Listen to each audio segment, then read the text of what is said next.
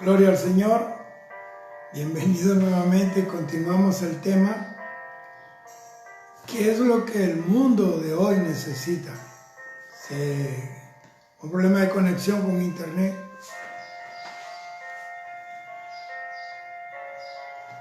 El alma, como le decía, o como le digo ahora, necesita restauración. El Salmo 80, versículo 3, versículo 7 y versículo 19 dice igual. Y dice así: oh Dios, restáuranos, haz resplandecer tu rostro y seremos salvos.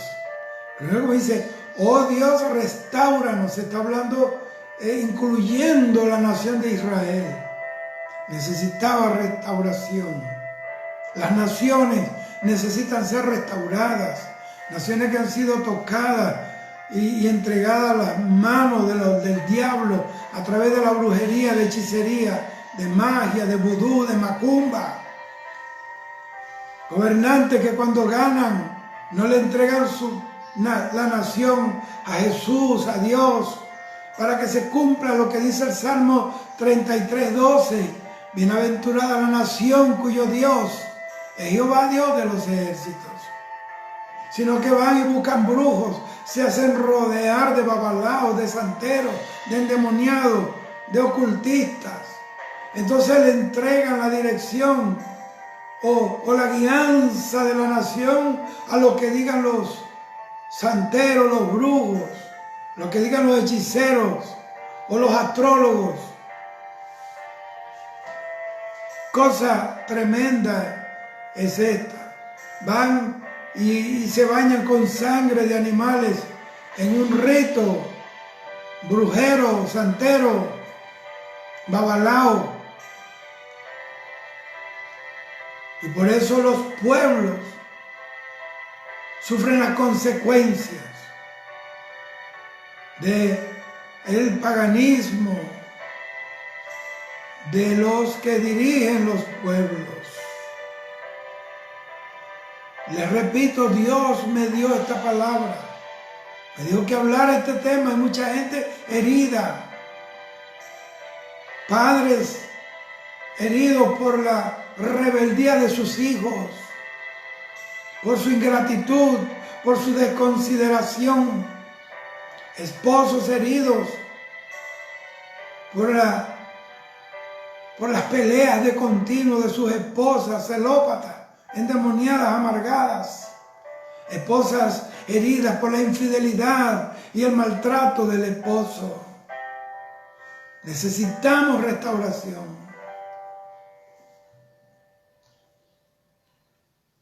Para eso Dios necesita levantar restauradores, personas que conozcan el diseño de Dios. ¿Y cuál es el diseño de Dios? ¿Dónde vemos el diseño de Dios? En la palabra.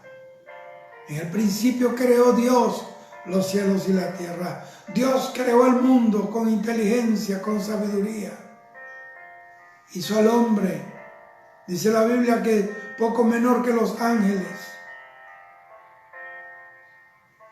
Entonces necesitamos restauradores.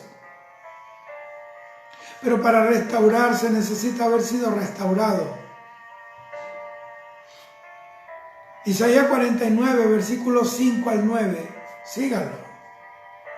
Ahora pues, dice Jehová, el que me formó desde el vientre para ser su siervo. Tú no naciste por casualidad, un error de tu mamá y de tu papá. Tú naciste porque hay un propósito en tu vida. Para hacer la voluntad, para hacer volver a él, a Jacob, y para congregarle a Israel. Porque dice la Biblia, porque estimado seré en los ojos de Jehová, y el Dios mío será mi fuerza. Dice, poco es para mí que tú seas mi siervo para levantar las tribus de Jacob y para que restaures el remanente de Israel. También te di por luz a las naciones para que seas mi salvación hasta lo postrero de la tierra. Para eso Dios nos llamó. La tierra está moribunda, la tierra está herida de muerte, la tierra está premortem, está en coma. Y nosotros tenemos la palabra, el oxígeno restaurador del mundo, de las naciones. Así ha dicho Jehová, Redentor de Israel. Redentor es el que compra, recupera lo que es suyo con un precio. El santo suyo, al menospreciado de alma, óigame, al abominado de las naciones, al siervo de los tiranos. Verán reyes y se levantarán príncipes, y adorará por Jehová, porque fiel es el Santo de Israel, el cual te escogió. Así ha dicho Jehová, en tiempo aceptable te oí, en el día de salvación te ayudé, y te guardaré, y te daré por pacto al pueblo, para que restaure la tierra. Mire cómo dice, para que heredes asoladas heredades, para que digas a los presos, salid, y a los que están en tinieblas, mostraos.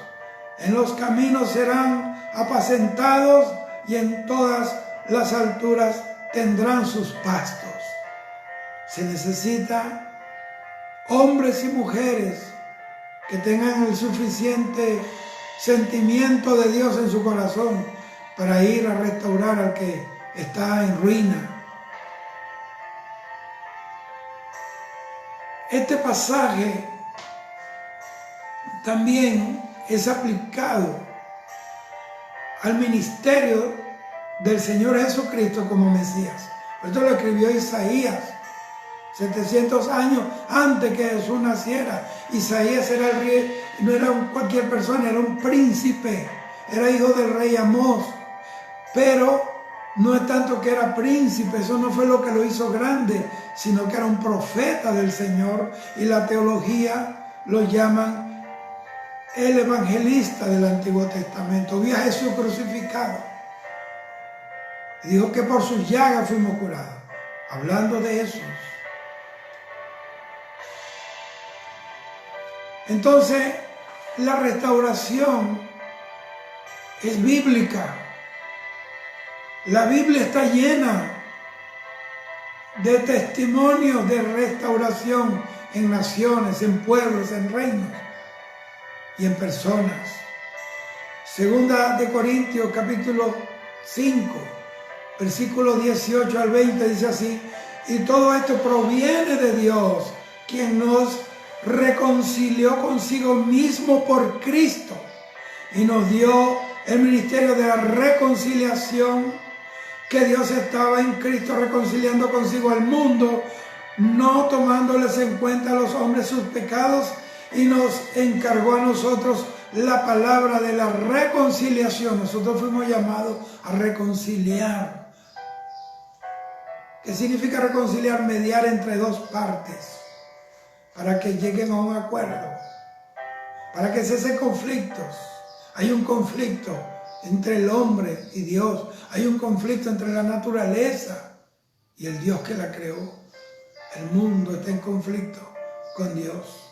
Así que somos embajadores en nombre de Cristo, como si Dios rogase por medio de nosotros, o rogamos en nombre de Cristo. Mire cómo dice, reconciliaos con Dios. Hoy es el día de la reconciliación. Tú y yo necesitamos reconciliación para con Dios. Necesitamos reconciliarnos con Dios. Santiago capítulo 5, versículos 19 y 20 dice así: hermano, si alguno de vosotros se haya extraviado de la verdad, y alguno mire, se lo voy a repetir, hermano, si alguno de entre vosotros se ha extraviado de la verdad, y alguno le hace volver, sepa que el que haga volver al pecador del error de su camino, salvará de muerte un alma y cubrirá multitud de pecados. Mire lo que produce la reconciliación. ¿Qué es lo que impide la verdadera reconciliación? Número uno, el orgullo. Que me pida perdón él a mí Él fue el que me ofendió. La Biblia no dice eso. La Biblia dice que si tu hermano, tú llevas al altar la ofrenda y te acuerdas allí que tu hermano tiene algo contra ti, no tú contra él. Deja la ofrenda, reconcíliate con tu hermano y regresa. Y tu ofrenda será aceptada. La no reconciliación, ¿sabes por qué? Porque el que ofende generalmente no pide perdón, entonces pide tú. Ponte a cuenta tú con Dios, salva tu parte. Ahora, un restaurador es un cirujano del alma. Así no sepa leer ni escribir, porque no trabaja conforme a ciencia y conocimiento terrenal, sino conforme a la revelación del Espíritu. ¿Quién es un restaurador? ¿Quién es esa persona llamada por Dios para restaurar? Un restaurador sencillo es alguien que antes ha sido restaurado.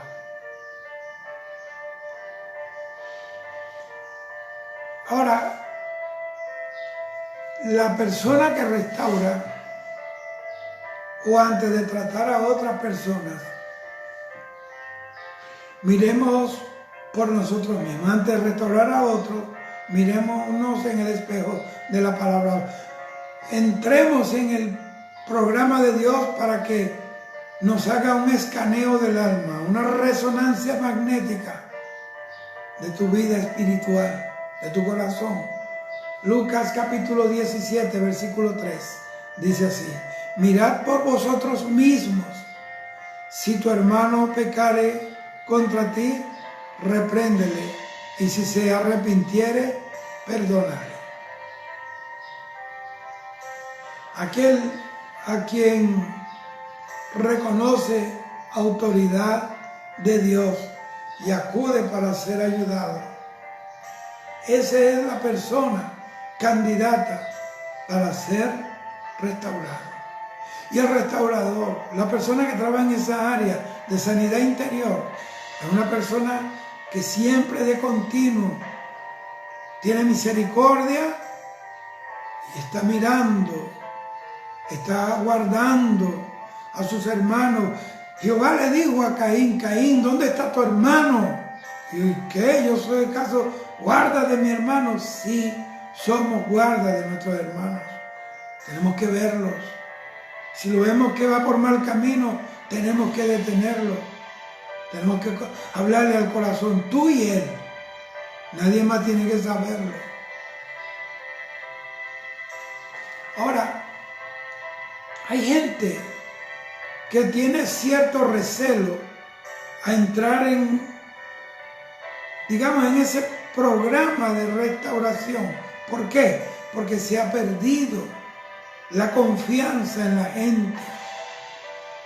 Porque hay gente a quien muchos han acudido para que los traten en una herida. Y resulta que eso lo divulgan y causan peor herida que la que tuvo cuando llegó a esa persona. Óigame, restaurar no es condenar, restaurar no es juzgar. Y se lo voy a mostrar por la palabra. Pablo dijo: en poco tengo que ser juzgado por vosotros. Digo, ni yo mismo me juzgo, pero si los hombres me juzgan, me justifica Dios. Ahora, si hay hombres que juzgan, ¿por qué?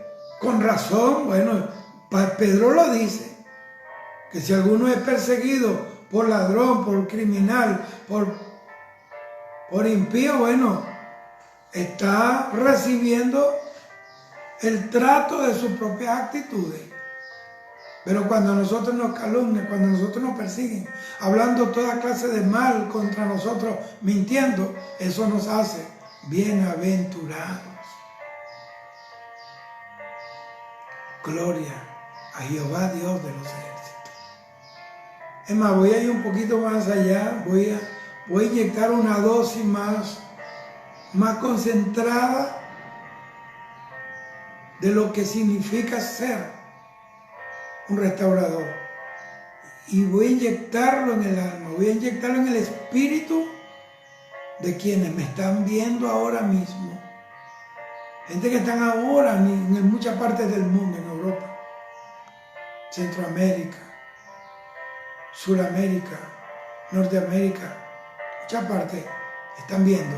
Y esto lo va a ver mucha gente en el mundo entero. No porque lo diga yo, sino porque es palabra de Dios. Y dice que como las aguas cubren la mar, así la tierra será llena del conocimiento de Dios. Isaías 58, versículos 6 al 12 dice: ¿no es más bien el ayuno que yo escogí, desatar la ligadura de impiedad? Mira qué bello. Soltar las cargas de opresión y dejar ir libres a los quebrantados, y que rompáis todo yugo. ¿No es que partas tu pan con el hambriento y a los pobres errantes albergues en casa? Que cuando veas al desnudo lo cubras y no te escondas de tu hermano. Entonces nacerá tu luz como el alba, y tu salvación se dejará ver pronto, e irán tu justicia delante de ti, y la gloria de Jehová será tu retaguardia.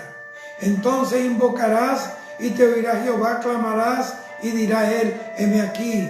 Si quitares de en medio de ti el yugo, óigame, el yugo, el dedo amenazador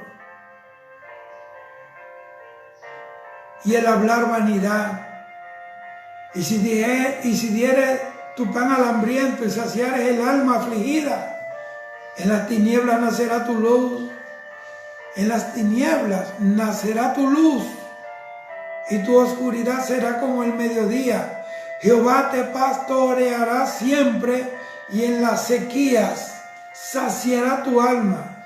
Y serás como huerto de trigo y como manantial de aguas, cuyas aguas nunca faltan. Mire cómo dice: y los tuyos edificarán las ruinas antiguas. No solamente uno, sino que uno engendra edificadores, restauradores.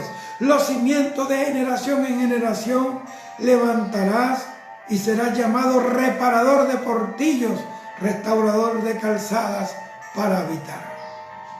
Dios anda buscando gente con este perfil, con esta naturaleza, con esta motivación de restaurar. ¿Qué debemos hacer entonces? Me dirá usted. Para restaurar, para que alguien sea restaurado, ¿qué se debe hacer? ¿Qué pasos seguir? Dado que el pecado hace caer al hombre en una posición en que Dios no quiere que esté, el restaurador, la persona que trabaja en el alma herida, en el alma descarriada, debe descubrir. Por eso necesita el discernimiento del Espíritu. Debe descubrir, debe confrontar y debe combatir el pecado en la vida de aquel que quiere ser restaurado. Si no tiene el discernimiento de Espíritu, no vas a lograr la restauración. Elí vio a esa pobre mujer Ana llorando, derramando su corazón, y como no tenía discernimiento, estaba ciego y era el líder. Hay líderes en las congregaciones que no tienen el discernimiento, no son capaces de ver el dolor de mucha gente que se sientan todos los días cada vez que hay servicio.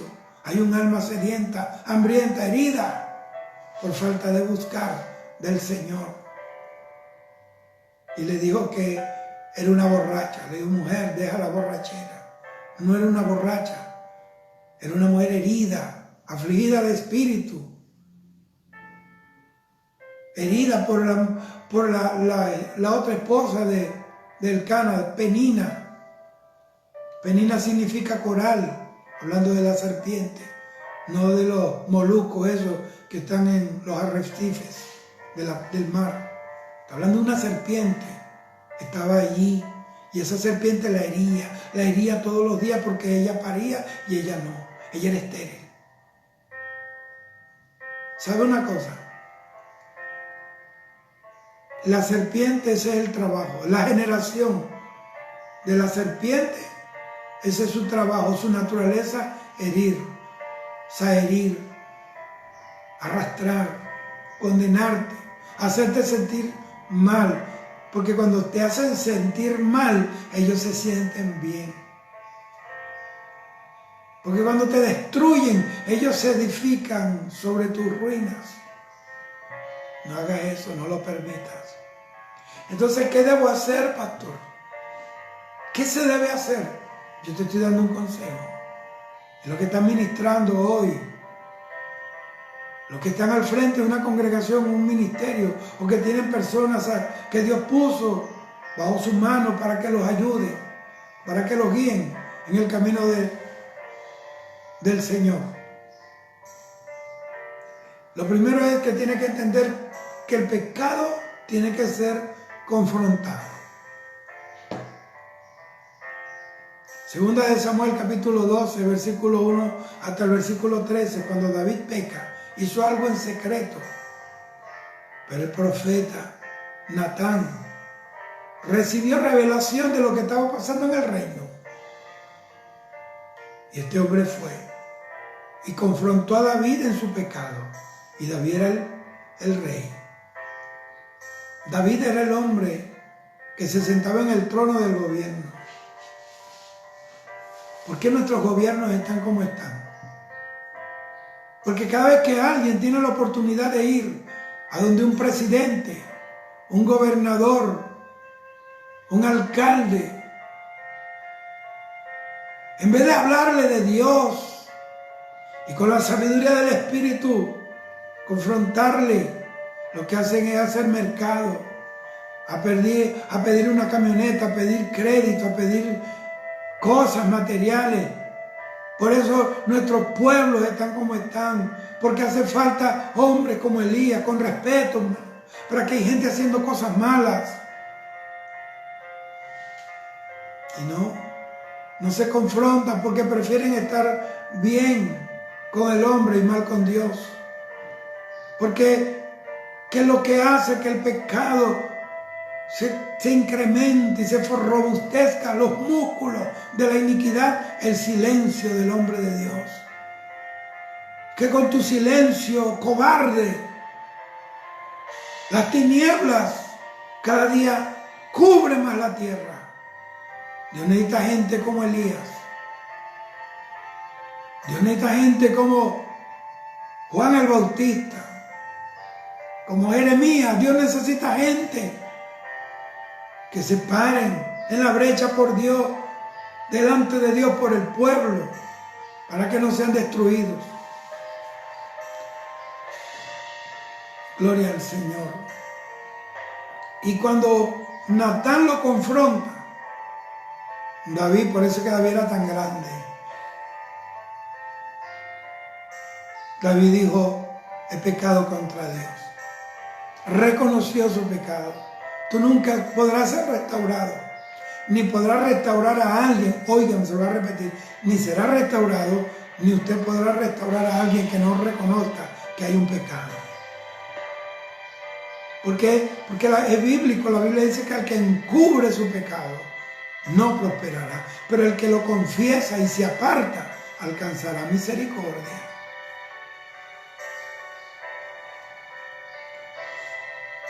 Para reconocer el pecado se necesita humildad, se necesita mansedumbre. Es verdad, pequé.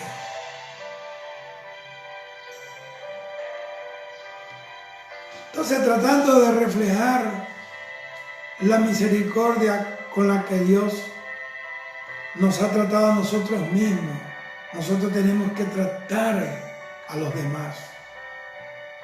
Gálatas capítulo 6, versículo 1 al 3 dice así: hermanos, si alguno fuere sorprendido en alguna falta, vosotros que sois espirituales, no está tratando con gente carnales, esto es trabajo para gente espirituales.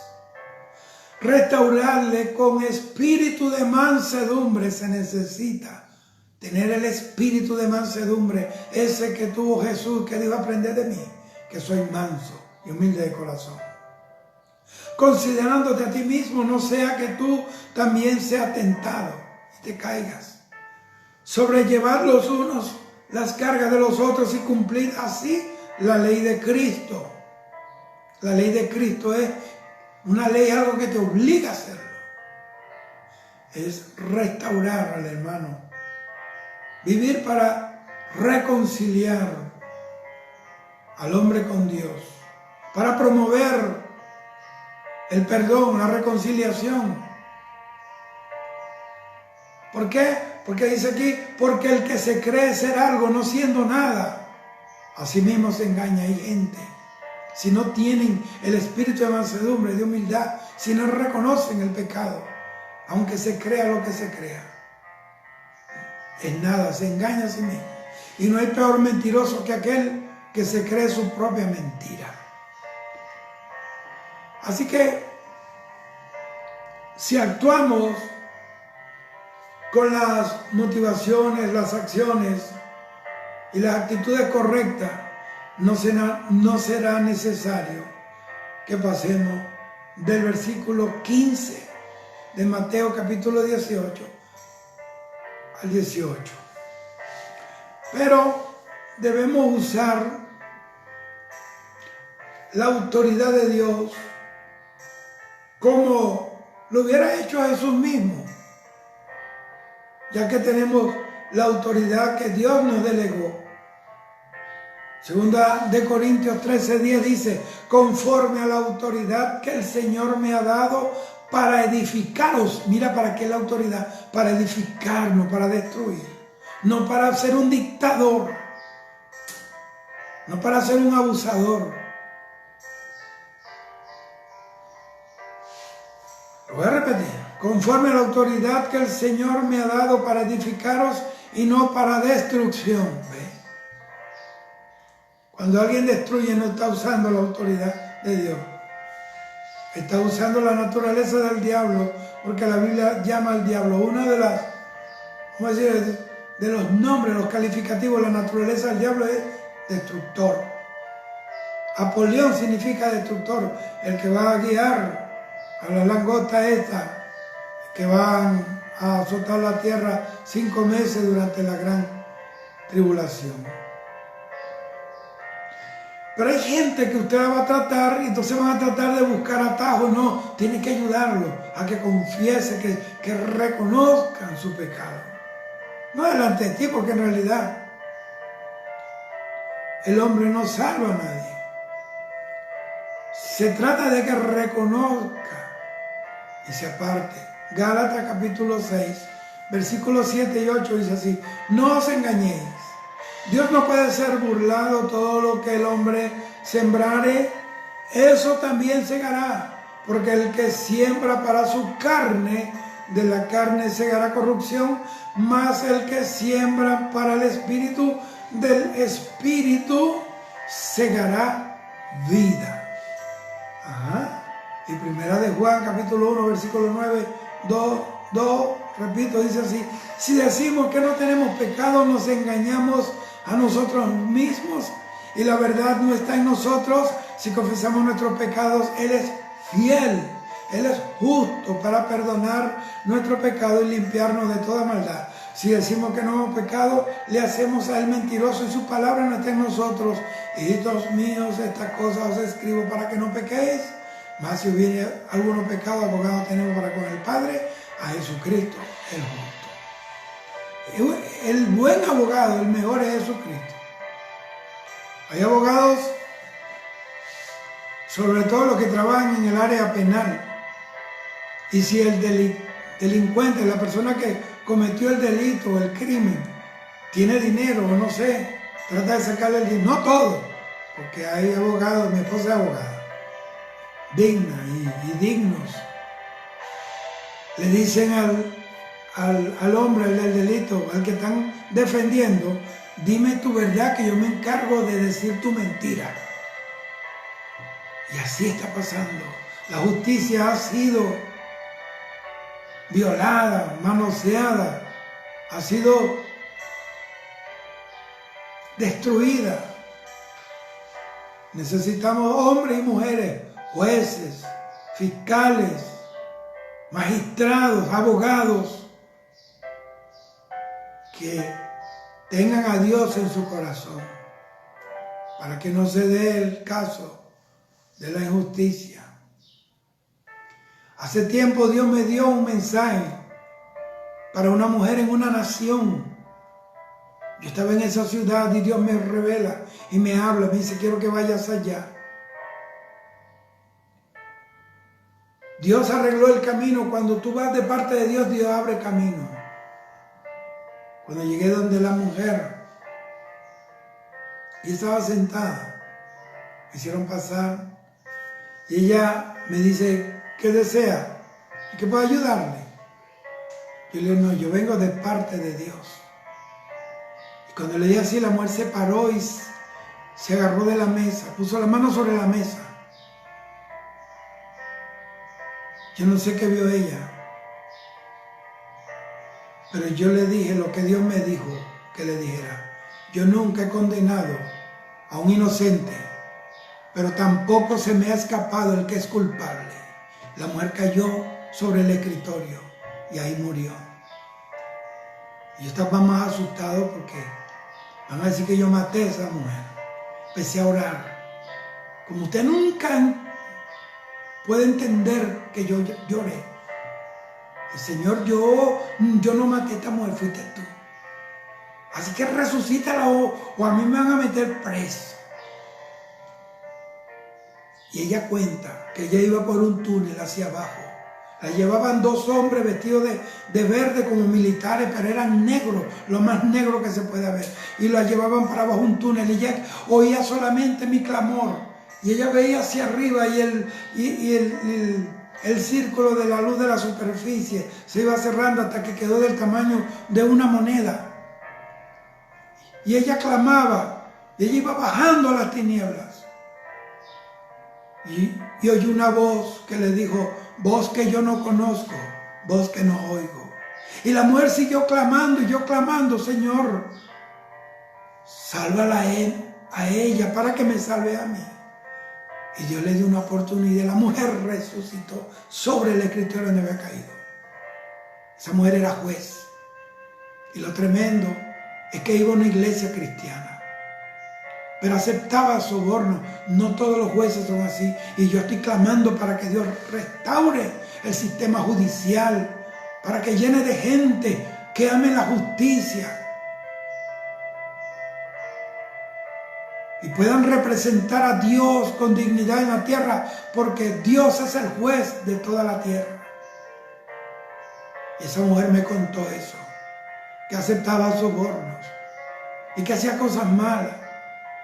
Y entonces el domingo iba y se aliviaba la conciencia cantando algún coro, un himno, no sé, o llevando un diezmo de algo que estaba corrompido. Y esa mujer se levantó. Y hoy en día es una mujer que predica por las naciones. Porque Dios es un Dios de restauración. Pero también el restaurador tendrá que enfrentarse a la disyuntiva de ¿lo hago o no lo hago? Si lo hago me pueden matar, me meten preso, voy a tener problemas. Hermano, tenemos que poner la voluntad de Dios por encima de cualquier cosa. La voluntad de Dios es suprasituacional, es suprasentimental. Cuando tenemos a Dios, no podemos, pero Dios en nosotros es ese plus ultra que nos intima, que nos empuja a hacer su voluntad. Gloria a Dios. Gloria a Dios. Entonces, tenemos que guiar a esa persona a la restitución. Romanos capítulo 13, versículo 7 dice, pagad a todo lo que debéis, al que tributo, tributo, al que impuesto, impuesto, al que respeto, respeto, al que honra, honra. Ese es un paso muy importante para la persona que quiere ser restaurada. Tiene que restituir. el agravio, tiene que pedir perdón. Claro, tú no andas por el mundo a fulano cuando tiene 15 años, con 17, no, pero en una forma, a grosso modo, pero hay puntualidades que son determinantes para tu restauración. Si no lo haces, no puede ser restaurado. Hay cosas de las que hay que apartarse para que pueda ser restaurado. Yo recuerdo, yo estuve en un lugar hace tiempo.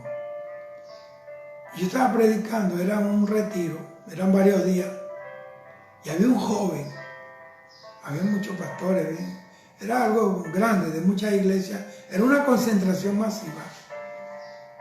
Y a mí me invitaron a hablar en el área del avivamiento, la llenura, del Espíritu Santo y eso. Yo fui y había un muchacho en una manifestación gloriosa, se endemonió, pero su pareció era horrible. Y fuera demonios. Y yo estoy viendo de lejos la cosa. Y el Espíritu de Dios me dice, no van a poder liberarlo, porque él tiene en su cartera la fotografía de una joven con la que vivió una vida de pecado, y aunque él está aquí ahora, él tiene esa puerta abierta al diablo. Eso tiene que ver la restauración, sanidad divina, pero también tiene que ver con guerra espiritual, con conocer estas cosas. Y yo fui donde él y le dije, pregunté por la mamá estaba allí, era una enfermera. Y le dije, ¿sabe que el Señor me dijo que él tiene en su cartera una fotografía así, tamaño pasaporte, de una muchacha con quien él vivía? Y le expliqué, sí, sáquele la cartera a usted, porque era su mamá. Cuando la sacó, buscó, estaba una fotografía. Y el Señor me dijo, dile a ella, como madre, autoridad sobre él, un muchacho como de 18 años, que la rompa. Cuando la rompió, el muchacho quedó libre. Muchas veces las cadenas caen sobre las vidas por causa de anatemas escondidos, por causa de cosas que se guardan en el cuarto oscuro, en el cuarto de los chécheres. Yo no sé cómo llaman ustedes, los chécheres. El lugar donde se guarda la basura y las cosas que nadie quiere ver ahí.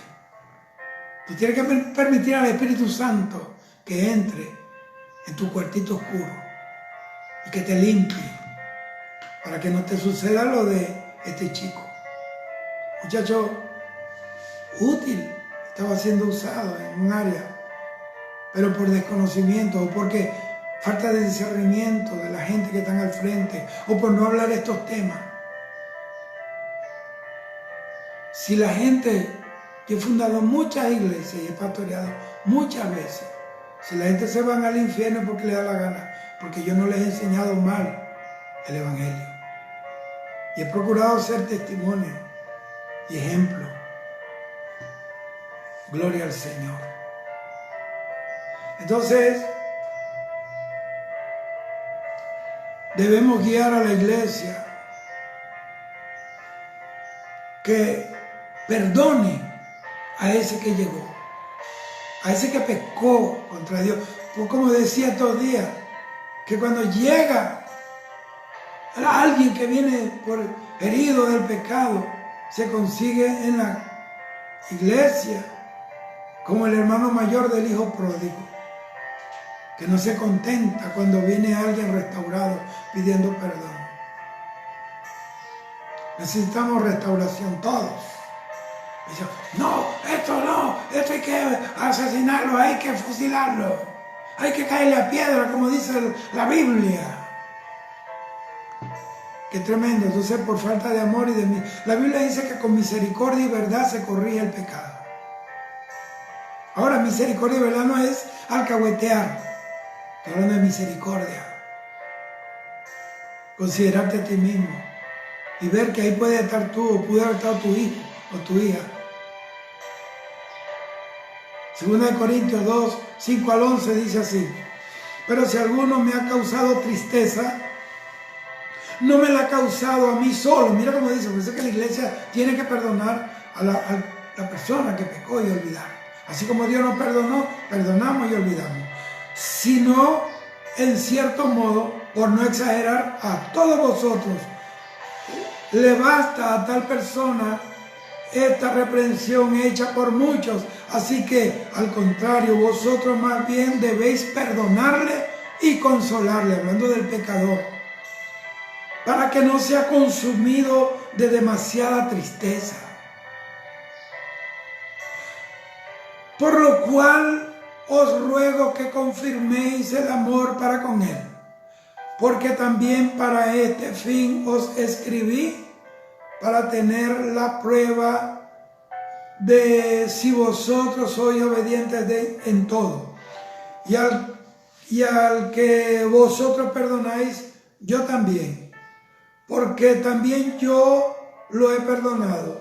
Si algo he perdonado, por vosotros lo he hecho en presencia de Cristo, para que Satanás no gane ventaja alguna de vosotros, pues no ignoramos sus maquinaciones.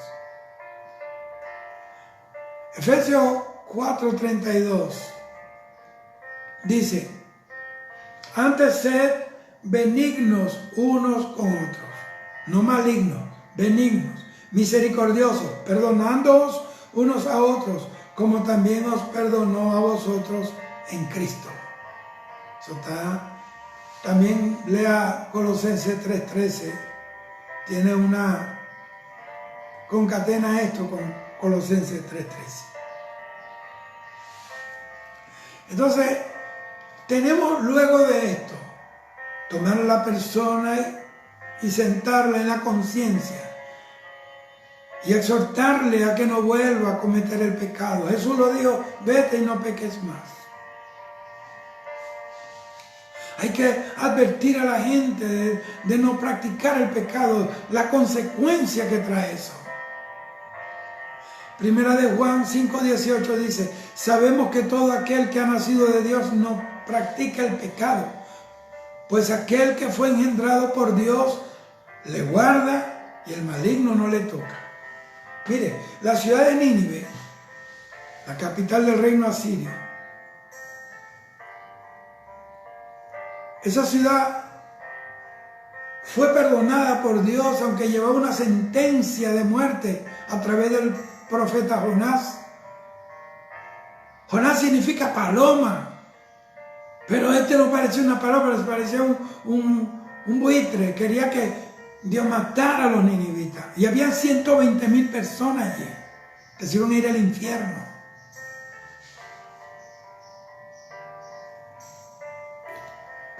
Y esta ciudad fue perdonada. Pero como volvió la otra generación al pecado, fue destruida. Eso está en Sofonía capítulo 2, versículos 13 al 15. La misma ciudad que por un rey que oyó a Dios, salvó su pueblo, él murió aquel pueblo, se levantó un nuevo rey que no conocía a Dios y su pueblo fue destruido. Cuando los gobernantes no conocen a Dios, no caminan con Dios, el pueblo que ellos gobiernan sufren las consecuencias: muerte, desolación, ruina, hambre, miseria, crisis.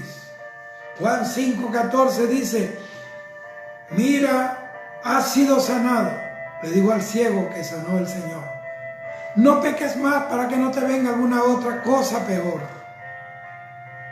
Porque una persona se va atrás, se le meten 7 demonios peores y viene a ser peor su conducta que antes de conocer a Dios. Juan 8, capítulo 8, versículo 11, dice: Jesús le dijo: vete y no peques más. Para concluir, hay recompensa para el que trabaja restaurando la vida. Pues claro que sí hay. Santiago 5, 19 y 20 dice: hermanos, si alguno de vosotros se ha extraviado de la verdad y alguno le hace volver, sepa que el que hace volver al pecador del error de su camino, salvará de muerte un alma y cubrirá multitud de pecados. Esto es palabra de Dios. He hablado conforme a su palabra, he hablado conforme a la bendita palabra del Señor. Pedro lo dijo: si alguno habla, hable conforme a la palabra de Dios, y si alguno ministra conforme al poder que Dios ha dado a cada quien, para que en todo sea el nombre de Dios glorificado por Jesucristo, a quien pertenecen el poder, la gloria, la majestad, el imperio, la alabanza, la adoración, el loor, todo le pertenece a Jesús, porque se lo ganó con ese sufrimiento en la cruz del Calvario. Así que Dios está llamando restauradores.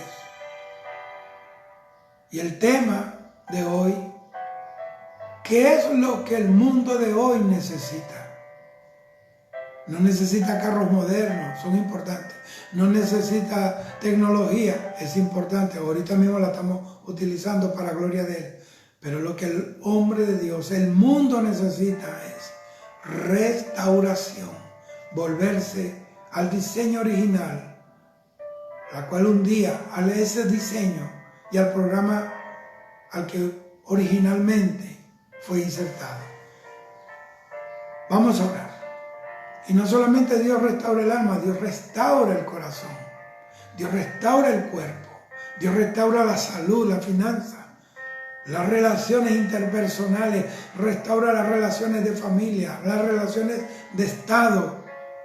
Dios es un Dios, es el centro de la vida, Él es el núcleo. Vamos a orar. Padre, yo te doy gracias por esta palabra bendita, Señor, que tú has traído en esta hora. Y sé que esa palabra sale ahora como saetas encendidas para impactar en los corazones, y que ese fuego purificador limpie el alma, sane la herida, obture toda fisura, sutura ese corazón herido, lastimado.